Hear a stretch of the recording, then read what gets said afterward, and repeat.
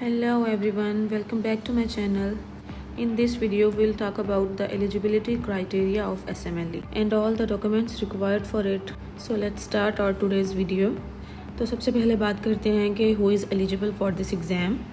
तो एलिजिबिलिटी लेने से पहले आपने ये लाजमी चेक करना है कि आपकी जो यूनिवर्सिटी है जिससे आपने अपनी मेडिकल की डिग्री ली है वो Saudi commission for health specialities की क्वालिफ़िकेशन लिस्ट के अंदर ऐड है या नहीं, क्योंकि अक्सर यूनिवर्सिटीज़ हैं जो उनकी लिस्ट में ऐड नहीं। तो उसके लिए आपने चेक कर लेना है कि अगर तो आपकी यूनिवर्सिटी का नाम उस क्वालिफ़िकेशन लिस्ट में मेंशन्ड है तो दैट्स गुड, और अगर नहीं है तो आपने इसी लेवल पे अपनी क्वालिफ़िकेशन जो है वो ऐड कर देनी है, अपनी यूनिवर्सिटी का नेम उसमें ऐड कर देना है लिस्ट में।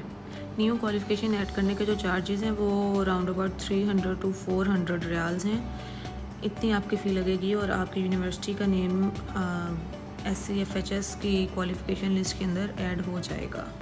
अच्छा, जो सबसे पहला और सबसे मोस्ट इम्पॉर्टेंट डॉक्यूमेंट है वो है आपकी MBBS की डिग्री, आपकी मेडिकल की डिग्री। ये तो ऑब्वियस सी बात है, आपके पास मेडिकल की आपकी MBBS की डिग्री होगी तो आप नेक्स्ट कोई एग्ज़ाम या कोई प्रोसेस स्टार्ट कर सकेंगे, ठीक है। इसके बाद जो सेकंड नंबर पे आता है हमारा डॉक्यूमेंट वो है आपकी इंटर्नशिप या हाउस जॉब सर्टिफिकेट। जैसे पाकिस्तान में इसको हाउस जॉब कहा जाता है कि MBBS के 5 साल पूरे होने के बाद 1 साल का जो अपने ही टीचिंग हॉस्पिटल में जॉब की जाती है under supervision of your seniors and your supervisors, ठीक है। मुख्तलिफ़ कंट्रीज़ में इसको इंटर्नशिप का नाम भी दिया जाता है।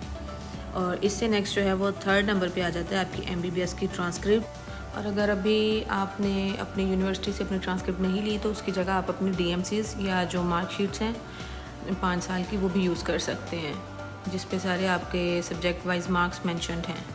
नेक्स्ट आपके पास आपका वैलिड होम कंट्री लाइसेंस होना चाहिए, जिसको कंप्लीट लाइसेंस बोलते हैं प्रैक्टिस के लिए। वो आपके पास वैलिड होना चाहिए, कम से कम उसकी वैलिडिटी 5 से 6 माह की होनी चाहिए। और उसके बाद जो है आपके पास 1 साल का work experience as a GP, as a general practitioner, general physician लाजमी होना चाहिए। अब यहाँ पे कुछ स्टूडेंट्स का सबसे मेन कंसर्न होता है कि ये जो वर्क एक्सपीरियंस 1 साल का बोल रहे हैं कि क्या वो हमारे हाउस जॉब वाला एक्सपीरियंस है या उसके बाद। तो जो हाउस जॉब वाला एक्सपीरियंस है वो आपका एज अ इंटर्नशिप काउंट होता है इसमें। तो आपका उसमें आप अंडर सुपरविजन काम करते हैं, इंडिपेंडेंट काम आप नहीं करते। तो ये जो उसके बाद है 1 साल का work experience as a general practitioner किसी भी हॉस्पिटल, किसी भी क्लिनिकल सेटअप में आपका होना लाजमी है, जहाँ पे आप इंडिपेंडेंटली काम कर रहे हो। मतलब कि आप अंडर सुपरविजन काम नहीं कर रहे, आप as an independent physician, as a independent practitioner काम कर रहे हैं। यहाँ पे मैंने इंपॉर्टेंट डॉक्यूमेंट्स की लिस्ट भी ऐड कर दी है ताकि आप लोगों के लिए ईजी रहे। तो इसके अलावा कोई भी आपके जहन में कोई इसके रिलेटेड कोई सवाल हो, कोई क्यूरी हो तो you can ask me. I have tried my level best कि मैं चीज़ों को बहुत कंसाइज फॉर्म में एक्सप्लेन कर सकूं। बाकी SMLE से रिलेटेड जितने भी इंफॉर्मेशन है स्टेप बाय स्टेप मैं नेक्स्ट वीडियोस में आपको बताती रहूँगी। So stay tuned. If you guys find this video useful, kindly like, subscribe and press the bell icon.